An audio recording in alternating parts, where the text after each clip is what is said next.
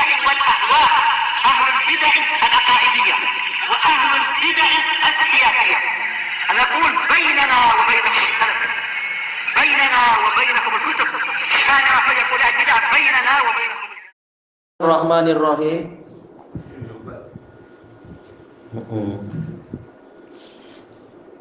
Al-babul awal. Murid baru datang kok tidur. Tayyib, bab yang pertama tanpa tajuk. Apa jadi? Tayyib, kenapa tanpa tajuk? Kata Al-Hafidz Ibnu Hajar seperti biasa, yaitu boleh jadi Imam Bukhari beliau ingin memberikan suatu tajuk tapi mengakhirkan nanti dulu. Ternyata sampai akhir tidak jadi. Mungkin ada udzur atau iya. Kita tahu beliau sering pindah-pindah, diusir sana, usir sini. Tidak bawa laptop lagi, jelas urusan susah ya.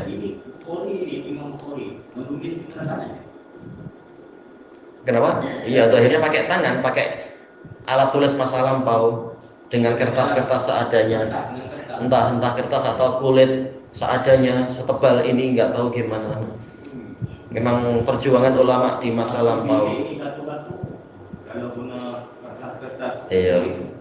Kita sekarang enak pakai chip kecil sudah menampung ribuan kitab. Allahul musta'an. Ada laptop, ada data. Iya betul. Kita baca hadisnya. Iya. Ada kelak. Sering Imam Bukhari dalam ketika menulis kitab Sahih beliau itu di bawah cahaya bulan. Kalau kita kan Allah cahaya kurang, tinggal colok cari mana untuk biar ada lampu, masukkan ke mana itu cari. Dulu pakai cahaya bulan, atau terkadang ada pengembara yang sedang berhenti dan menyalakan api unggun, mendekat untuk ikutlah, toh nggak merugikan juga, ikut menulis di situ, ikut cari cahaya. Memang masalah lampau. Jihad. Betul. Baik. Qala Imam Al-Bukhari rahimahullah al-haditsur rabi' was salasun ba'da salasimi'ah 334. Haddatsana Abdullah bin Yusuf qala akhbarana Malik an Abdurrahman bin Al-Qasim an Abi an Aisyah zaujin Nabi sallallahu alaihi wasallam. Ini hadisnya agak panjang, berarti kita bahas sanadnya sekarang sekalian, tak perlu diakhirkan.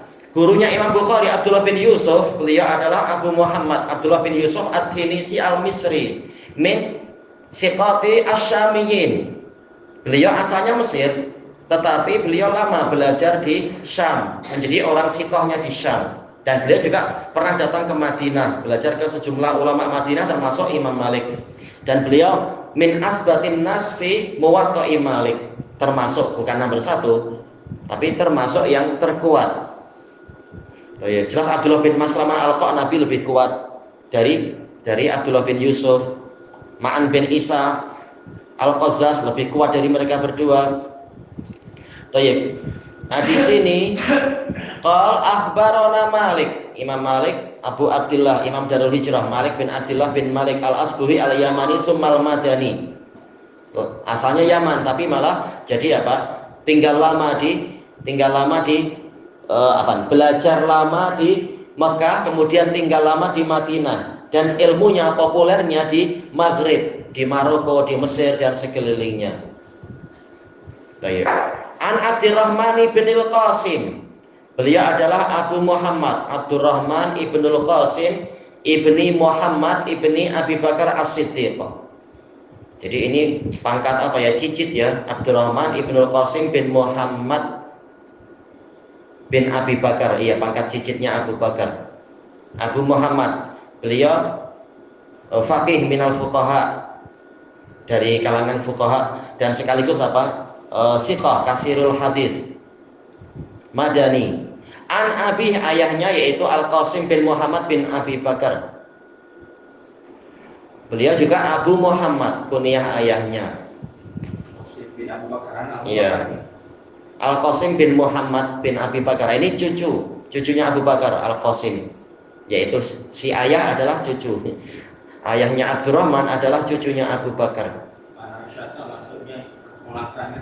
Iya, An Aisyah ini dari makciknya. Kata Al-Hafidz, semua rawinya ini Madaniyun kecuali yang pertama, Abdullah bin Yusuf adalah Syami Misri, Syami Misri. Tayyib. Qalat Aisyah bercerita, kharajna ma'a Rasulillah sallallahu alaihi wasallam fi ba'di asfarih. Kami pernah keluar bersama Rasulullah SAW di sebagian perjalanan jauh beliau. Kelengkapan riwayat menunjukkan itu adalah perang Bani Mustalik. Tatkala Nabi memerangi Bani Mustalik, yang nantinya kemudian banyak dari mereka yang masuk Islam. Kemudian Rasulullah menikah dengan siapa itu? Juwairiyah bintul Harith. Nah, tatkala Rasulullah menikahi Juwairiyah, maka banyak para sahabat yang mengatakan, oh berarti tawanan kita ini adalah masih ipar-iparnya Rasulullah. Maka mereka membebaskan banyak sekali. Maka Aisyah mengatakan, belum pernah saya melihat adanya wanita yang lebih besar berkahnya daripada Juwairiyah ini. Menyebabkan bukan, dia Bani Mustalik, dia dari bangsawan Quraisy juga, tapi Bani Mustalik. Janda. Nah, dia janda, iya. Cuma suaminya wallahu a'lam, ana tak tahu. Rasulullah ini lebih berpolitik. Memang Al-Hafidz mengatakan beliau lebih mengutamakan masalah politik daripada sekedar selera pribadi. Kalau selera pribadi, Nabi menyuruh untuk apa? Menyuruh Jabir untuk menikahi gadis. Tapi beliau sendiri malah semuanya kecuali Aisyah semuanya janda demi kemaslahatan yang lebih besar, kemaslahatan umat. Untuk menarik hati kaum betul, iya. Islam. Betul. Macam Khalid bin Walid ni kahwin dengan makcik dia Maimunah. Khalid bin Walid. Kenapa dia? Bukan makcik dia Maimunah. Iya, makciknya Maimunah. Setelah Rasulullah kawin dengan Maimunah, Khalid jadi lebih tenang dan sampai akhirnya malah masuk Islam setelah perjanjian Hudaibiyah itu dia masuk Islam. Maksudnya di sini Khalid nak melawan pun dengan ketat, tak ada gunanya sebab dia jadi keluarga dia. Iya, betul. Iya, masa lampau orang malu dan masih memiliki hubungan kekeluargaan yang sangat kuat. Sekarang masalahnya adalah kalau peristiwa hilangnya kalau Aisyah adalah dalam peristiwa Bani Mustalik, bukankah peristiwa hadisatul ifk itu cerita dusta, Aisyah dituduh main mata lah atau apa dengan Sofwan bin Mu'attal, itu juga peristiwa Bani Mustalik, dan juga sebabnya adalah dia mencari kalung yang jatuh. Lalu bagaimana ini? Memang yang betul, setelah menyebutkan khilaf yang banyak dan riwayat yang banyak, beliau menyebutkan kesimpulannya memang riwayat-riwayat itu menunjukkan kedua peristiwa itu di peristiwa yang sama, yaitu perang Bani Mustalik tatkala pulang. Dua-duanya peristiwanya tatkala pulang. Kalung emas. Iya, bukan. Kalungnya kalung yang sangat murah, terbuat dari kuku hewan. Nah, di masa itu pun katanya sudah bagus. Masa itu belum ada emas Julian, belum ada Schwarzkopf atau apa itu, nggak tahu istilah-istilah itu. Atau Pandora, belum ada itu. Ini pun pinjam, Aisyah pinjam. Kalung manik plastik itu udah kayak. Iya, walaupun dia ibu negara, dia sendiri pinjam, sekitar minjem ke Asma. Dan kesimpulannya apa? Memang peristiwa itu sama-sama terjadi di Safar ini, Safar perang Bani Mustalik tatkala pulang. Itulah yang rajih. Kemudian hatta idza kunna bil Baida, sehingga apabila kami ada di Baida. Ini Baida itu dia adalah tempat antara Mekah dengan Madinah, tapi masih lebih dekat ke Mekah. Kalau diukur jaraknya, kata Al-Hafidz, masih lebih dekat ke Mekah. Au bi dzatil Jaish, atau tempat yang namanya Zatul Jaish. Dijelaskan oleh Yaqut Al-Hamawi dalam Mu'jamul Buldan. Beliau menyatakan Zatul Jaish ini tempat yang dekat dengan Dzulhulaifah. Memang masih menghala ke arah Mekah. Ada perkumpulan manusia tinggal di situ. Nah, ini sudah jadi nama tempat Zatul Jaish. Kenapa dikatakan Zatul Jaish? Wallahu a'lam. Tempat itu termasuk nenek moyangnya Nabi Muhammad, yaitu siapa itu? Ma'ad bin Adnan dikubur di situ. Nenek moyang orang-orang Quraisy semua kan Ma'ad bin Adnan. Tayyib. Ada pengumpulan kota kecil. Boleh jadi di masa lampau ada pasukan di situ dan apa? Maidah pun kota kecil. Iya betul. Ada pasarnya. In qata'a iqdun li. Iqad yaitu qiladah sebagaimana dalam riwayat yang lain. Kalung saya putus. Jadi kalau pernah ada yang mengalami kalung putus, iya Aisyah pun kalungnya pernah putus dan kalung masa lalu ya seadanya. Itu pun sudah yang penting berhias. Walaupun untuk kita hiasan murah sangat, di masa itu sudah bagus itu. Langit plastik. Iya. Ini dari kuku hewan, mungkin apa diasah biar nampak agak mengkilat. Di rupiah kan langit plastik. Iya. Kemudian fa'aqama Rasulullah sallallahu alaihi wasallam ala timasi.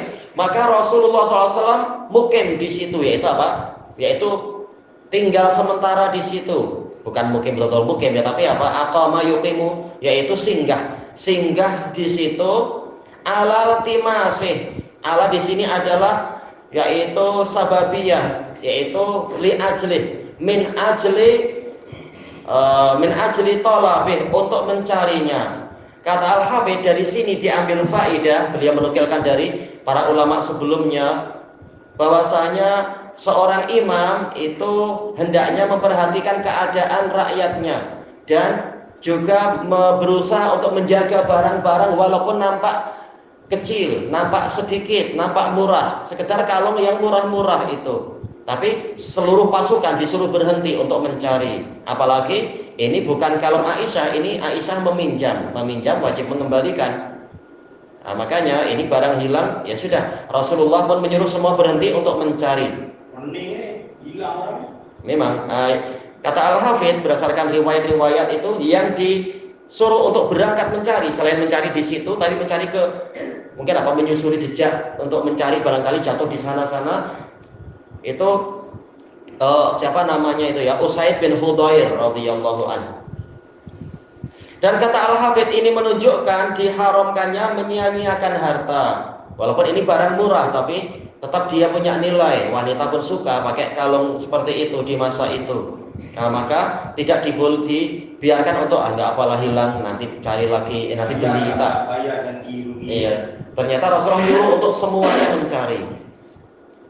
Kata Al-Hafidz, maka digabungkan kepada permasalahan ini, kalau sekedar kalung macam itu saja, kalau dia hilang dicari, maka kalau ada orang hilang wajib dicari. Masya Allah ya. Hadisnya bicara masalah mencari kalung, tapi masuk ke dalamnya adalah pemerintah wajib berusaha kalau ada orang hilang. Ini rakyat dia wajib untuk berusaha mencari. Maka ini baik pemerintah menyiapkan tim-tim untuk mencari kalau ada anak hilang atau orang diculik atau apa, atau orang yang hilang di gunung atau hilang di hutan, ada tim-tim SAR itu kalau di Indonesia manggilnya tim SAR. Nah, yang seperti itu baik, ada dalilnya. Baik. Kemudian ya. Iya, mencari. Dan kata Al-Hafidz, tatkala inti permasalahannya adalah menjaga kemaslahatan, maka masuk di dalamnya adalah menahan pasukan untuk apa? Untuk menguburkan orang. Misalkan ada jenazah, ada orang mati dari pasukan itu, maka hendaknya semuanya berhenti, memberikan penghormatan terakhir, membantu untuk menguburkan dan sebagainya, menyolati, menguburkan. Ini baik demi kemaslahatan semua. Kemudian yang berikutnya dikatakan di sini wa aqaman nasu ma'ah, dan orang-orang pun singgah di situ bersama Nabi. Ya, mereka taat. Bukan malah kemudian memberontak, kami sudah nak pulang, kami ingin cuti dengan anak istri. Bukan begitu. Mereka setia menyertai Nabi dimanapun Nabi berada. Walaisu alama, baunya bau haliyah. Nah, ini masalahnya. Mereka tidak ada di atas air. Maksudnya, kata Al-Hafidz, tempat itu memang jauh dari mata air. Taib. Apakah Rasulullah tidak tahu? Kata Al-Hafidz, dohirnya Rasulullah tahu. Jelas beliau tahu tempat-tempat itu. Tapi ya namanya ada masalah yang lain, ada musibah, ada kalung hilang, ya sudah berhenti di situ untuk mencari-cari dulu dalam keadaan tidak ada air. Ya, dalam riwayat yang lain ada tambahan walai sama ahumma. Ini masalah kedua. Sudahlah tempat itu tak ada air, mereka sedang tidak punya air juga. Iya. Tapi kata Al-Hafidz maksudnya adalah air untuk bersuci. Adapun air untuk minum mungkin masih ada kok atau apa. Tapi air untuk bersuci ini yang jadi masalah. Makanya dalam riwayat yang lain fayusalluna bi ghairi taharah. Mereka sholat tanpa bersuci. Karena apa? Ya tak ada air, mau apa? Tiba waktunya sholat ya sholat. Nah, kemudian di dalam syarah Imam Al-Khattabi yaitu A'lamul Hadis, yaitu syarah Sahih Bukhari. Syarahnya pendek tapi banyak dinukil oleh para ulama dan memang kitabnya sudah dicetak. A'lamul Hadis. Al-Khattabi mengatakan dari sini kita mendapatkan fikih yaitu salat untuk fatidut tahurain, yaitu orang yang kehilangan dua alat bersuci. Maksudnya bagaimana? Ini Rasulullah dan para sahabat mereka tidak memiliki air. Dan waktu itu belum turun ayat tayamum. Berarti mereka sholat tanpa alat bersuci, tidak bersuci. Yang hadas yang belum batal, alhamdulillah. Menunjukkan orang yang sholat dalam keadaan memang tidak ada air dan tidak ada tanah, entah bagaimana situasinya. Misalkan di suatu tempat yang memang tidak ada apa-apa di situ, dicari pun tak dapat. Nah, maka yang seperti ini sholatnya sah karena dia sudah bertakwa semampunya. Yang penting sudah berusaha. Kalau balik itu wajib di Nah, tidak wajib karena sudah menjalankan apa yang menjadi beban dia di waktunya. Tidak wajib untuk diqadha, sudah mengikuti sunnah. Kalau kita sholat juga tidak sholat isyarat. Iya. Itu yang terbaik yang kita lakukan. Ya kalau berdiri tak ada tempat, misalkan kita bukan di apa itu Saudi ya. Jadi kalau kita pulang sampai rumah itu tidak perlu diqadha. Nah, karena sudah menjalankan tugas. Nah, itulah yang dirajihkan oleh Imam Syafi'i di dalam kitab dan juga di dalam kitab beliau Ar-Risalah. Seperti orang yang kehilangan satu syarat. Ini syarat kan masalah apa itu? Kesucian. Di antara syarat sah sholat adalah kesucian. Syarat sah sholat yang lain apa? Yaitu menghala ke kiblat. Kata Imam Syafi'i, orang yang sedang tidak tahu kiblat karena situasi gelap gulita, tak ada petunjuk apapun. Maka dia sholat semampunya. Setelah cuaca terang baru dia tahu, alamak ternyata silap menghalanya silap. Apakah dia wajib mengqadha? Tak wajib. Dia sudah menjalankan sunnah Nabi, yaitu bertakwa semampunya di waktunya. Tidak perlu sholatnya ditunda. Walaupun surat bugel. Nah itu dibahas. Iya. Nah, itu berarti syarat yang lain yaitu apa? Yaitu satrul aurah, menutup aurat. Ini dibahas oleh Imam Ibnu Utsaimin di dalam kitab beliau Asyarhul Mumti'. Bagaimana misalkan ada orang yang mungkin kapalnya karam, kapalnya tenggelam, dia terdampar di suatu pulau, tak ada pakaian, misalkan entah bagaimana, mungkin pakaian itu. Waktunya sholat lalu bagaimana? Kata beliau, kalau mampu menutup dengan daun-daun lah, susun-susun, manusia pandai lah. Kalau misalkan tak ada, tahu-tahu memang pulaunya ya pulau yang gersang, yang tandus, gurun pasir, maka hendaknya dia cari tempat yang agak mendalam, agak apa itu, paling tak lah ya, jangan di puncak bukit, terlalu nampak ya, agak bersembunyi, tanahnya turun. Nah, dia sembunyi di situ dan sholat. Baik. Dan dibahas juga oleh para fuqaha, gimana kalau mereka berjamaah dan semuanya tak ada pakaian. Itu dibahas oleh para fuqaha. Nah, kata beliau hendaknya masing-masing sholat ada imam agak-agak semuanya menutup mata dan semuanya sholat sambil duduk demi kemaslahatan. Ya nanti nggak khusyuk. Itu dibahas oleh para fuqaha memang. Ya disuruh duduk karena ada udzur. Sholat biasa kan atau kena duduk? Nah, disuruh untuk duduk karena kalau satu orang tak masalah, tak ada yang tengok, tak kisah.